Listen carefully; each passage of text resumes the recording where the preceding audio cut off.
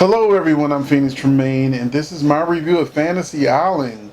Now, before we get started, please take a minute to subscribe. This is my new channel, so it only has about 400 subscribers. Hopefully you came over from my other channel as well. It's youtube.com/web series and movies. Really, it deals with mostly soap operas and drama series and things like that. That's over on that YouTube channel. On this one is more pop culture, entertainment, news, reviews, music, movies, TV, all that good stuff. So hopefully you hit that like button, hit that subscribe button, and join me because we're about to talk about some Fantasy Island. Now, I'm old enough to have watched the TV show, and I enjoyed the TV show when I was a kid. And this movie, I didn't like the trailer, so I didn't go into this movie expecting a whole lot. I did see some of the other reviews that let me know, yeah, my expectations from the trailers, basically what I'm going to see in the movie. I'm a Lucy Hale fan from the Pretty Little Liars. I'm also a Maggie Q fan from La Femme Nikita, or Nikita, because one of my favorite movies is La Femme Nikita. So I enjoyed the TV show with Maggie Q playing Nikita. And we also have Mr. Rourke, played by Michael Pena. And those are the only notable people. You know, Michael Rourke and different people are in here, but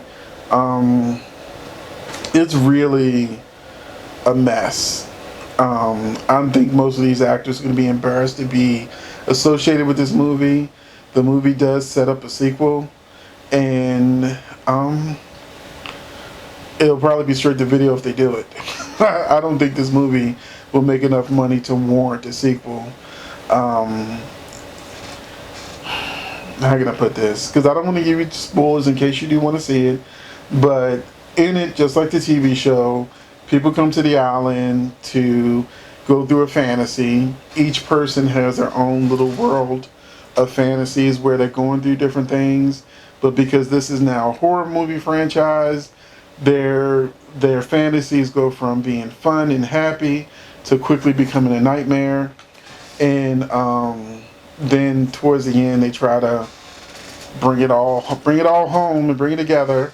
But in doing so, they could have stuck the landing if they stuck with the second act and ended it there. But they kept going and going and going. And the fantasies of what the people wanted were not very good. They weren't very inventive. They weren't very interesting. I didn't care about them. I didn't care about the people. Lucy Hale and Maggie Q are the only ones I did give any feeling emotion for, and that's because of their other projects. And the effects were bad. There's nothing scary about this movie. If you're looking for a horror movie, this is like a bad video game movie. It's that bad. There's nothing horrific.